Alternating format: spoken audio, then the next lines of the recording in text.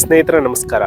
ಶ್ರೀಮದ್ ಭಗವದ್ಗೀತೆಯ 17ನೇ ಅಧ್ಯಾಯದ 26ನೆಯ ಶ್ಲೋಕಕ್ಕೆ ನಿಮಗೆ ಸ್ವಾಗತವನ್ನು ಕೋರ್ತಾ, ಸದ್ಭಾವೇ ಸಾಧುಭಾವೇ ಚ ಸದಿತ್ಯೇ ತತ್ ಪ್ರಯುಜ್ಯತೆ ಪ್ರಶಸ್ತೆ ಕರ್ಮಣಿ ತಥಾ ಸಚ್ಛಬ್ದಃ ಪಾರ್ಥ ಯುಜ್ಯತೆ. ಶ್ರೀಕೃಷ್ಣ ಹಿಂದಿನ 2 ಶ್ಲೋಕಗಳಲ್ಲಿ ಓಂ ತತ್ ಅನ್ನುವಂತಹ 2 ಪದದ ಅರ್ಥವನ್ನು ವಿವರಿಸಿ ಈ ಶ್ಲೋಕದಲ್ಲಿ ಸತ್ ಎನ್ನುವಂತಹ ಪದದ ಅರ್ಥವನ್ನು ಅರ್ಜುನನಿಗೆ ವಿವರಿಸಿರುವಂಥದ್ದು. ಸತ್ ಎಂದರೆ ನಾನೇ ಅನ್ನುವಂತಹ ಪದದ ಅರ್ಥ. ಶ್ರೀಕೃಷ್ಣ ಈ ಶ್ಲೋಕದಲ್ಲಿ ಅರ್ಜುನನಿಗೆ ಸತ್ ಈ ಪರಮಾತ್ಮನ ನಾಮವನ್ನು ಸತ್ಯಭಾವದಲ್ಲಿ ಮತ್ತು ಶ್ರೇಷ್ಠ ಭಾವದಲ್ಲಿ ಪ್ರಯೋಗಿಸಲಾಗುತ್ತದೆ. ಹಾಗೆಯೇ ಪ್ರಾರ್ಥನೆ ಉತ್ತಮವಾದ ಕರ್ಮದಲ್ಲಿಯೂ ಸತ್ ಶಬ್ದವನ್ನು ಪ್ರಯೋಗಿಸಲಾಗುತ್ತದೆ ಅನ್ನುವಂತಹ ಮಾತನ್ನು ಹೇಳ್ತಾರೆ. ಕರ್ಮ ಅದು ಈ ಭೌತಿಕ ಶರೀರದಿಂದ ಮಾತ್ರ ಮಾಡಲ್ಪಡುವಂಥದ್ದು. ಸತ್ ಪದದ ಅರ್ಥ ಕೊನೆಯದಾಗಿ ಈ ಜಗತ್ತಿನಲ್ಲಿ ಏನೆಲ್ಲವೂ ಇದೆ ಅದು ನನ್ನೊಳಗೂ ಇದೆ ಅಂತ ಹೇಳಿ ಅನುಭವಕ್ಕೆ ತಂದುಕೊಳ್ಳುವಂಥದ್ದು. ಇದನ್ನು ಕೆಮಿಸ್ಟ್ರಿ ಓದುವಂತಹ ವಿದ್ಯಾರ್ಥಿಗಳು ಪೀರಿಯಾಡಿಕ್ ಟೇಬಲನ್ನು ಓದ್ತಾರೆ. ಪೀರಿಯಾಡಿಕ್ ಟೇಬಲ್ನಲ್ಲಿ ಇರುವಂತಹ ಎಲಿಮೆಂಟ್ಸ್ಗಳಿಂದ ಈ ಸೃಷ್ಟಿ ನಿರ್ಮಾಣ ಆಗಿದೆ ಅಥವಾ ಈ ಸೃಷ್ಟಿಯಲ್ಲಿ ಇರುವಂಥವು ಎಷ್ಟು ಎಲಿಮೆಂಟ್ಗಳು ಅಂತ. ಬಹುತೇಕ ಎಲ್ಲ ಎಲಿಮೆಂಟ್ಗಳು ಹ್ಯೂಮನ್ ಬಾಡಿಯಲ್ಲಿ ಕೂಡ ಸಿಗ್ತವೆ. ಕೆಲವೊಂದನ್ನು ಇಲ್ಲಿಯವರೆಗೆ ಕಂಡು ಹಿಡಿಯಲಾಗಿದೆ, ಕೆಲವೊಂದನ್ನು ಇನ್ನೂ ಸಂಶೋಧನೆಯ ಮಾರ್ಗದಲ್ಲಿ ಇದೆ ಅಷ್ಟೆ. ನಾವು ಕಂಡು ಹಿಡಿದಿಲ್ಲ ಅನ್ನೋ ಮಾತ್ರಕ್ಕೆ ಅದು ಇಲ್ಲವೇ ಅಂತ ಹೇಳೋದಕ್ಕೆ ಆಗೋದಿಲ್ಲ. ಸೊ ಸತ್ ಎನ್ನುವಂತಹ ಪದ ಅಹಂ ಬ್ರಹ್ಮಾಸ್ಮಿಯನ್ನ ಕುರಿತಾಗಿ ಹೇಳುತ್ತೆ. ಅಂದರೆ ಅದು ಎಲ್ಲವೂ ಕೊನೆಗೆ ನಾನೇ ಆಗಿದ್ದೇನೆ. ಅಂದರೆ ನನ್ನ ಒಳಗೆ ಏನೆಲ್ಲ ಇದೆ ಅದು ಇಡೀ ಜಗತ್ತನ್ನು ಆವರಿಸ್ಕೊಂಡಿದೆ.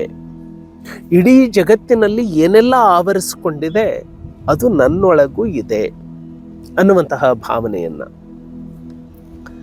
ಇದನ್ನು ಶ್ರೀಕೃಷ್ಣ ಸತ್ಯಭಾವದಲ್ಲೂ ಮತ್ತು ಶ್ರೇಷ್ಠ ಭಾವದಲ್ಲಿ ಸತ್ ಅನ್ನುವಂತಹ ಪರಮಾತ್ಮನನ್ನು, ಅಂದರೆ ನಮ್ಮೊಳಗಿರುವಂತಹ ಸಾಕ್ಷಿ ಪ್ರಜ್ಞೆಯನ್ನು ಅಥವಾ ನಮ್ಮೊಳಗಿರುವಂತಹ ಚೈತನ್ಯವನ್ನು ವಿಶ್ಲೇಷಿಸಲಾಗಿದೆ. ಉತ್ತಮವಾದಂತಹ ಕರ್ಮದಲ್ಲಿಯೂ ಕೂಡ ಸತ್ ಅನ್ನುವಂತಹ ಶಬ್ದ ಇದೆ. ಕೊನೆಯದಾಗಿ ನಾವು ನಮ್ಮ ಒಳಗಿನ ಪ್ರಯಾಣವನ್ನು ಕೈಗೊಂಡಾಗ ಮಾತ್ರ ಹೊರಗಿನ ಜಗತ್ತು ನಮಗೆ ಅರ್ಥ ಆಗುವಂಥದ್ದು. ನಾವು ತೀರ್ಥಕ್ಷೇತ್ರಗಳಿಗೆ ಪ್ರವಾಸವನ್ನು ಕೈಗೊಳ್ತೇವೆ. ನಮ್ಮೂರಿನಲ್ಲಿ ಇರುವಂತಹ ವಿಘ್ನೇಶ್ವರನ ಗುಡಿಗೆ ಹೋದಾಗ ಅಥವಾ ಇಲ್ಲಿಂದ 1000 ಕಿಲೋಮೀಟರ್ ದೂರ ಇರುವಂತಹ ಕೇದಾರನಾಥಕ್ಕೆ ಹೋದಾಗ ಕೊನೆಗೆ ಗರ್ಭಗುಡಿಯ ಮುಂದೆ ನಿಲ್ತೀವಲ್ಲ, ಅದು ನಮ್ಮೂರಿನ ದೇವಸ್ಥಾನ ಇರಬಹುದು ಅಥವಾ ಕೇದಾರನಾಥದ ಗರ್ಭಗುಡಿ ಇರಬಹುದು. ಮುಂದೆ ನಿಂತಾಗ ನಾವು ಮಾಡೋದೇನು? ಕಣ್ಣು ಮುಚ್ಕೊಳ್ಳೋದು. ಹಾಗಿದ್ರೆ ಕಣ್ಣು ಮುಚ್ಕೊಂಡ ಮೇಲೆ ಅಲ್ಲಿಗೆ ಹೋದಾಗಲೂ ಏನೂ ಕಾಣೋದಿಲ್ಲ, ನಮ್ಮೂರಿನ ದೇವಸ್ಥಾನದ ಮುಂದೆ ನಿಂತಾಗಲೂ ಏನೂ ಕಾಣೋದಿಲ್ಲ.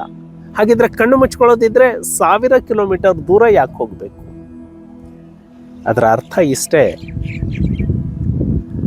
ಆ ಸ್ಥಿತಿಗೆ ನಮ್ಮನ್ನು ಒಡ್ಡಿಕೊಳ್ಳೋದಕ್ಕೆ, ಆ ಸ್ಥಿತಿಗೆ ನಮ್ಮನ್ನು ಒಗ್ಗಿಸುವುದಕ್ಕೆ.